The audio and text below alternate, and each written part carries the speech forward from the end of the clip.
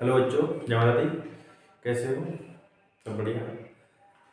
आज देखते हैं 12th क्लास का फर्स्ट चैप्टर रिलेशन फंक्शन का ये फोर्थ पार्ट है, sorry fifth part, question number 1। तो इसमें दे रखा है relation R in the set A of a human being in the town at particular time given by, मतलब आपको कुछ टाइम्स दिए गए हैं, उसमें से आपको रिफ्लेक्सिव सिमेट्रिक ट्रांसटिव बताने हैं, कौन सा सिमेट्रिक है, कौन सा ट्रांसटिव है, कौन से रिफ्लेक्सिव है। और जो आपका सेट ए है इसमें क्या है, ह्यूमन बीइंग है, कुछ मनुष्य हैं, आदमी हैं, वो किसी टाउन में रह रहे हैं, ठीक है। तो उनका जो वर्किंग प्रोसेस है वो बताया गया, वो क्या करते हैं, कैसे, कौन क्या है, कैसा क्या है, ठीक है। तो उनके ही अकॉर्डिंग हम लोगों को क्या बताना है, वो रिफ्लेक्सिव सिमेट्रिक और ट्रांसटिव बताते हैं। चलिए स्टार्ट करते हैं। तो यहाँ पे फर्स्ट लेसन है ये X dash X comma Y such that X and Y work at same place, ठीक है। तो फर्स्ट आपको रिफ्लेक्सिव, आपको कंडीशंस पता ही होंगे इसकी। रिफ्लेक्सिव कंडीशन क्या होती हैं, A comma A belongs to R for every A belongs to set A, ठीक है। For every belongs to A belongs to A, मतलब ए हमारा किस सेट से बिलोंग करना चाहिए, इस वाले सेट से बिलोंग करना चाहिए, ठीक है। तो यहाँ पे बोला गया ये देखिए X and Y work at same place. तो भाई एक्स कोमा एक्स भी तो सेम प्लेस पे ही वर्क करेंगे, है ना। तो ये क्या हो गया, रिफ्लेक्सिव हो जाएगा, आर इज रिफ्लेक्सिव,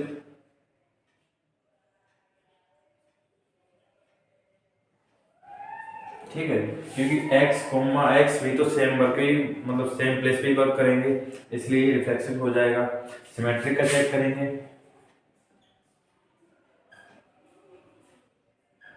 सिमेट्रिक पे क्या है, सिमेट्रिक में क्या होता है, a comma b belongs to r and b comma a belongs to r, ठीक है।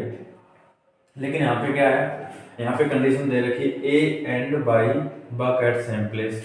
तो फर्स्ट क्या है, X comma Y belongs to R, ठीक है। फिर दूसरी में क्या है, दूसरे में ये भी तो हम लिख सकते हैं कि Y and X work at same place, क्योंकि भाई वर्क तो वो सेम प्लेस पे ही कर रहे हैं। तो हम ये भी लिख सकते हैं कि Y comma X belongs to R. So ये भी हो जाएगा आर इज सिमेट्रिक, ठीक है। अब ट्रांसटिव पे चेक करते हैं।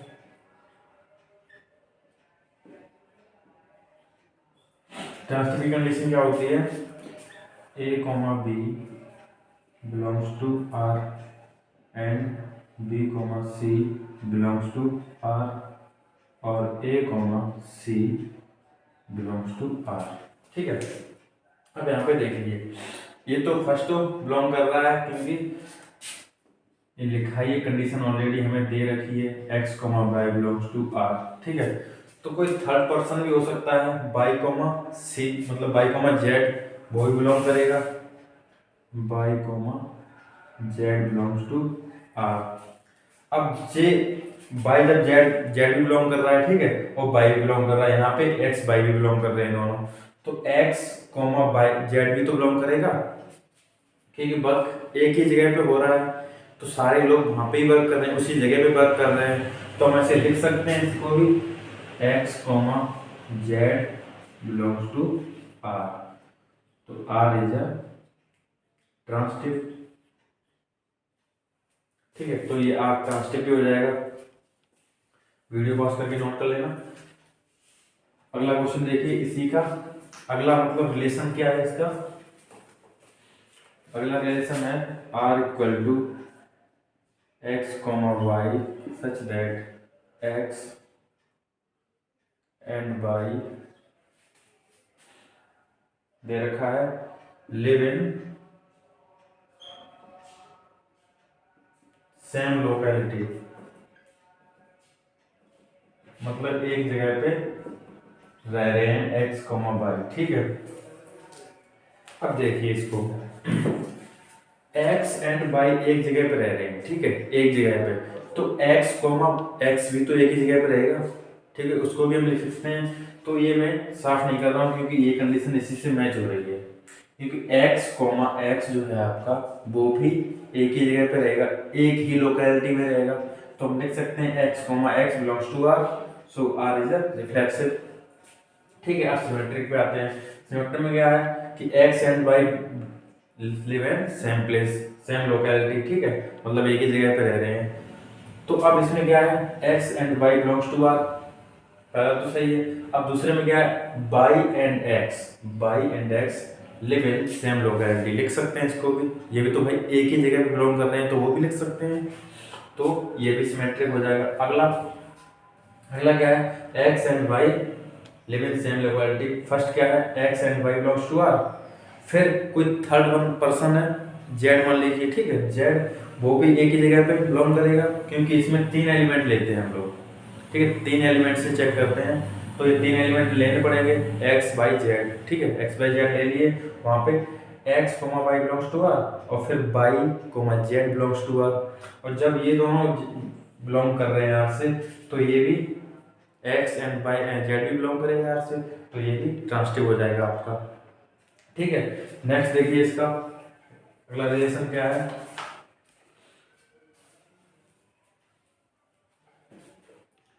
अगला रिलेशन है x इज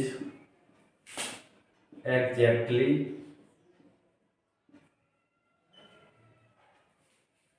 7 सेंटीमीटर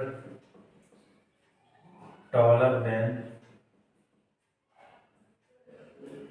y, ठीक है, जो x है वो 7 सेंटीमीटर किससे बड़ा है, y से 7 सेंटीमीटर बड़ा है। अब यहाँ पे देखिए, x खुद से 7 सेंटीमीटर बड़ा हो सकता है क्या, जैसे आप हैं, आप खुद से भी 7 सेंटीमीटर बड़े हो सकते हैं, नहीं हो सकते।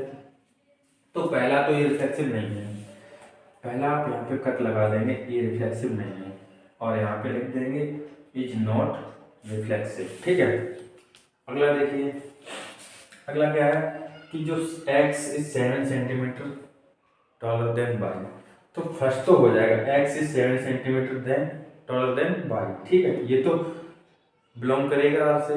लेकिन दूसरे में क्या है, अब जो पहले ही x 7 सेंटीमीटर ऑलरेडी बड़ा है, ठीक है, पहले से ही इसमें दे रखा है x is 7 centimetre taller than y, अब क्या y बड़ा हो सकता है x से, क्योंकि वो तो पहले ही बड़ा हो चुका है, मतलब वो दिया गया है x बड़ा है, तो y तो बड़ा नहीं हो सकता है, तो ये कंडीशन से मैच नहीं करेगा, तो ये सिमेट्रिक भी नहीं रहेगा,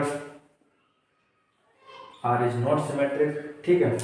अब यहाँ पे देखिए, यहाँ पे क्या है, फर्स्ट कंडीशन में मैच करेगा, फर्स्ट वाला मैच कर रहा है x y belongs to r, क्योंकि जो x है 7 सेंटीमीटर बड़ा है, ये तो मैच करेगा। फिर अगला ये भी करेगा, क्योंकि y जो है, कोई भी पर्सन मान लीजिए y है, वो 7 सेंटीमीटर बड़ा है z से, ठीक है, ये भी मैच करेगा। लेकिन अब क्या हुआ, इन दोनों में ये तो 7 सेंटीमीटर बड़ा है, अब यहाँ पे भी 7 सेंटीमीटर बड़ा है, अब x और z के बीच में डिफरेंस कितना हो गया, 14 सेंटीमीटर का हो गया। अब 14 सेंटीमीटर तो हमें कंडीशन दे नहीं रखी है, 14 सेंटीमीटर तो दे नहीं रखी है, तो ये बिलोंग नहीं करेगा, ठीक है, समझ रहे, क्योंकि x देखिए इससे 7 सेंटीमीटर बड़ा है। अब यहाँ पे देखिए इसमें भी दोनों को 7 सेंटीमीटर डिफरेंस था, अब दोनों को साथ साथ मिला के कितना हो गया 14, अब 14 है तो सेंटीमीटर इन दोनों में डिफरेंस नहीं हो सकता है, क्योंकि कंडीशन 14 की दी गई या 7 की दी गई है, तो ये डिफरेंस क्रिएट ज़्यादा हो गया, तो हम ये रिफ्लेक्सिव वो ट्रांसटिव भी नहीं रहेगा, ठीक है, ना ये आपका रिफ्लेक्सिव है, ना सिमेट्रिक है, ना ट्रांसटिव है, ठीक है। अगले पे आइए, अगली कंडीशन पे, इसमें क्या है, x is wife of y, ठीक है, x जो है वो y की बाइफ है। समझना इस क्वेश्चन को, ये मतलब फीमेल है, ये मेल है, ठीक है, मतलब बाइफ है तो फीमेल ही होगी, और ये जब हस्बैंड है तो मेल होंगे, ऑब्वियसली बात है। अब यहाँ पे आइए, क्या एक्स खुद की वाइफ हो सकती है? एक्स जो है आपकी, हमें कंडीशन क्या होती है, ए कॉमा ए होती है, रिफ्लेक्स अगर बनानी है रिफ्लेक्स की कंडीशन होती है ए कॉमा ए, ठीक है। उसमें क्या है एक्स कॉमा एक्स, क्या एक्स खुद की वाइफ हो सकती है? नहीं हो सकती है, तो ये रिफ्लेक्सिव नहीं रहेगा, ठीक है। अगले पे आइए, एक्स कॉमा वाई, ये तो सही है कि एक्स वाई की वाइफ है। फिर अगले पे क्या है, अब इसमें बोला गया कि वाई एक्स की वाइफ है। अब भाई जो पहले से मेल है वो थोड़ी फीमेल बन सकता है, तो ये कंडीशन गलत है, तो ये रिफ्लेक्सिव हो जाएगा, वो सॉरी ये सिमेट्रिक नहीं रहेगा, तो आर इज नॉट सिमेट्रिक, क्योंकि भाई वाई हस्बैंड है, वाइफ नहीं बन सकता, ठीक है। लेकिन इस कंडीशन में ये बोल रही है कि इसे वाइफ बनाओ, लेकिन ये वाइफ नहीं बन सकता भाई, क्योंकि ये ऑलरेडी मेल है कि नहीं। चलिए इसमें आइए, इसमें देखते हैं, इसमें क्या लिखा है, X is the wife of Y, ठीक है, तो ये तो सही है। अगले पे देखिए, अब वाई, भाई इसमें भी क्या बोला गया है, Y is the wife of Z, तो क्या वाई यार किसी की वाइफ हो सकती है, क्योंकि वो तो ऑलरेडी हस्बैंड है। इसमें क्या बोला गया, X is the wife of Y, इसमें Y is the wife of Z नहीं हो सकता, क्यों, क्योंकि भाई वो मेल है, ठीक है, वो मेल है, वाइफ नहीं हो सकता। और फिर यहाँ पे ये तो पहले से ही वाई की वाइफ है, तो जेड की वाइफ कैसे हो सकती है, एक्स के दो हस्बैंड थोड़ी हो गए, एक ही होगा, तो ये भी मैच नहीं करेगा रिफ्लेक्ट, तो ये आर क्या हो जाएगा, आर क्या हो जाएगा, ट्रांसटिव भी नहीं रहेगा, ना रिफ्लेक्सिव ना ट्रांसटिव और ना ही सिमेट्रिक। अब अगला क्या है, अगला है X is the father of Y, ठीक है। अब इसमें समझिए, एक्स फर्स्ट में क्या होता है, A comma A belongs to R, तो एक्स खुद का फादर नहीं हो सकते, ठीक है, जो एक्स हैं वो खुद के फादर नहीं हो सकते, तो भाई ये रिफ्लेक्सिव नहीं रहेंगे, ठीक है। ये जो कंडीशन है ये रिफ्लेक्सिव नहीं बन पाएगी, क्योंकि एक्स खुद के फादर नहीं हो सकते।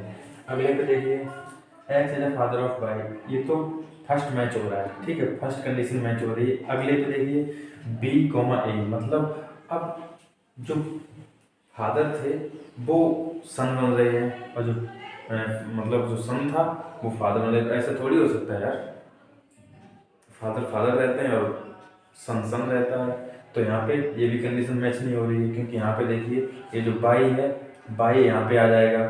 अब बाई क्या यहाँ पे आ सकता है क्या, by the father of x नहीं हो सकता, तो ये कंडीशन मैच नहीं करेगी, आर इज नॉट सिमेट्रिक, ठीक है। अब अगले पे देखिए, यहाँ पे देखिए ए कॉमा बी, मतलब ए द फादर ऑफ वाई, सही है, पहली कंडीशन मैच हो रही है।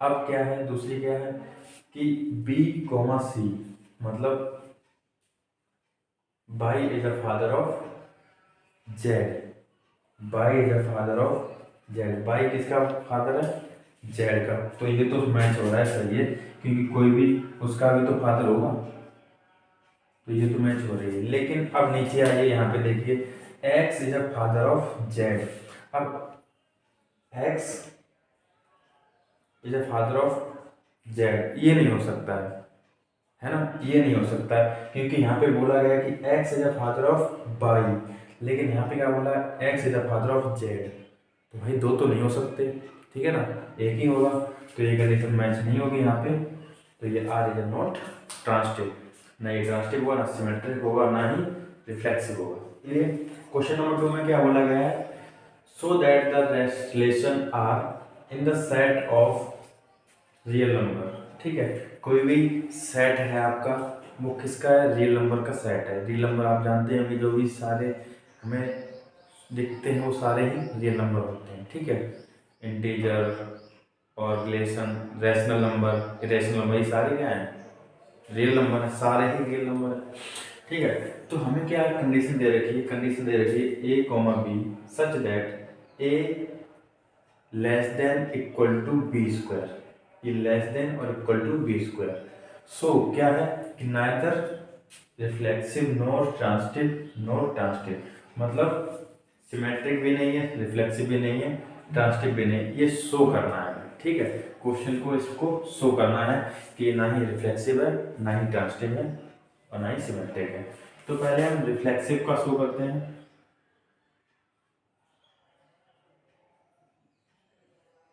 रिफ्लेक्सिव का शो करते हैं। लेट, मान लीजिए आप कोई भी नंबर मान लीजिए आप 1/2 ठीक है, बिलोंग्स टू आर, ठीक है। For every A belongs to R, sorry A, क्योंकि जो ए सेट है ना, ये सेट ए, ये सारे एलिमेंट ए हैं, ठीक है। तो आपको पता होगा इस कंडीशन को हमने माना है, सिर्फ माना है, ठीक है। अब हम इसको शो करके देखते हैं, इस कंडीशन में रख के देखते हैं क्या इस कंडीशन को ये फॉलो कर रहा है, क्या ये चीज़ इस कंडीशन को फॉलो कर रही है। तो आपका ए तो ये हो गया, ठीक है, ए ये हो गया, लेस देन इक्वल टू, अब यहाँ पे बी स्क्वायर मतलब बी ये हो गया, ठीक है ना, बी ये हो गया 1/2 का होल स्क्वायर, ऐसे हो जाएगा। तो 1/2 लेस देन इक्वल टू 1/4 हो जाएगा। अब आपको पता होगा नंबर कौन सा बड़ा है, नंबर कौन सा बड़ा है, नंबर तो हमारा ये वाला है ना। और कंडीशन किधर आ रही है, ये शो कराता है कि ये नंबर बड़ा है, लेकिन इस कंडीशन से ये तो मैच हो नहीं रहा है। हो रहा है क्या, देखिए इस कंडीशन ये मैच नहीं हो रहा है। तो हम क्या बोलेंगे, जो आपका ए कोमा ए है वो is not belongs to R, बस ऐसे ही करना। ये शो हो गया कि ये नंबर जो है, हम जो भी नंबर ले रहे हैं, जो भी नंबर लेंगे आप, वो इस कंडीशन से मैच नहीं होंगे, तो बस ये शो कराना था, ठीक है। फिर देखते हैं सिमेट्री में क्या होता है। आपको पता हो A comma B belongs to R, B comma A belongs to R, ठीक है। अब इसमें कोई भी नंबर ले लीजिए, जैसे आपने ले लिया मान लीजिए 1,4, ठीक है, ये ले लिया। अब इस कंडीशन से शो मैच कराइए। तो पहले आपका ए क्या है, 1 है, ठीक है, लेस देन बी स्क्वायर मतलब 4 का स्क्वायर, कितना हो जाएगा 16 हो जाएगा, ठीक है। चलिए ये तो मैच हो रहा है आर से, ठीक है। अगला देखिए यहाँ पे, अब हम क्या करेंगे, 4 को पहले लेंगे, ये 4 आपका पहले हो गया, लेस देन 1 पे स्क्वायर, ठीक है, 1 हमारा भी हो गया। अब यहाँ पे देखिए 4 लेस देन 1, ये क्या मैच हो रहा है इस कंडीशन से, तो ये तो आर इज नॉट, ये जो आर है इज नॉट सिमेट्रिक, मतलब आर सिमेट्रिक नहीं बन पा रहा है, क्योंकि ये कंडीशन दे रखी है, हमने वो कुछ नंबर मान लिए, नंबर हमने मैच करके देखे तो वो मैच नहीं हो रहे हैं इस वाली कंडीशन, तो ये सिमेट्रिक भी नहीं रहेगा, ठीक है। सो का चेक करेंगे, ट्रांजिटिव की कंडीशन आपको पता ही होगी, ठीक है। तो पहले आप ये नोट कर लीजिए, यहाँ से मैं साफ कर दूँ, थोड़ा जगह पर्याप्त नहीं है, यहाँ पे नोट कर लेना वीडियो पॉज करके, ठीक है। तो ट्रांजिटिव की कंडीशन होती है A comma B belongs to R, B comma C belongs to R, और A comma C belongs to R, ठीक है। हमें यहाँ पे 3 एलिमेंट लेने हैं, ठीक है। अभी तक हमने 2 लिए थे, अब यहाँ पे 3 एलिमेंट की जरूरत है हमें। तो मान लीजिए आपने ले लिया 3, 2, 1.5, ठीक है, ये ले लिया। अब यहाँ पे पहले एलिमेंट की किसकी जरूरत है, ये आपका ए है, ये बी है और ये सी है। तो फर्स्ट में रखेंगे ए, लेस देन 1/2 का स्क्वायर, ठीक है, हमने इस कंडीशन में रखा, तो ये क्या आ जाएगा 3 लेस देन 4 आ जाएगा, तो ये तो बिलोंग करेगा आर से, ठीक है, इससे बिलोंग कर रही है। अब अगला क्या लेंगे, 2 लेस देन 1.5, क्योंकि ये हमारा सी है, ये हमारा बी है, तो हमने बी लिया और सी लिया। अब यहाँ पे देखिए इसका स्क्वायर करेंगे तो कितना आ जाएगा 2.25, ठीक है, इसका स्क्वायर ये हो गया। तो ये भी कहीं ना कहीं देखिए मैच कर रहा है इस वाली कंडीशन से, ठीक है, ये मैच कर रहा है इस वाली कंडीशन से। अब हमने नेक्स्ट स्टेप क्या रह गया, लास्ट वाला, ये वाला ए कॉमा सी, तो ए हमारा कितना है 3 है, लेस देन सी कितना है 1.5 का स्क्वायर, ठीक है। तो 3 लेस देन 1.5 का स्क्वायर करेंगे कितना हो जाएगा 2.25। अब यहाँ पे देखिए ये बिलोंग कर रहा है क्या, अब यहाँ पे तो ये उल्टा हो गया, 3 बड़ा है, 3 बड़ा है लेकिन आ क्या रहा है यहाँ पे 2.25, 2.25 छोटा है, तो ये बिलोंग नहीं कर रहा है इस वाली कंडीशन से। ये देखिए आपका आर से बिलोंग नहीं कर रहा है, इस वाली कंडीशन से बिलोंग नहीं कर रहा है, तो मतलब ये ट्रांसिटिव नहीं होगा। तो आप लिख देंगे R is not transitive, R is not transitive, ठीक है। आर ट्रांसिटिव भी नहीं है, सिमेट्रिक भी नहीं है और रिफ्लेक्सिव भी नहीं है, यही मुझे शो करना था, ठीक है।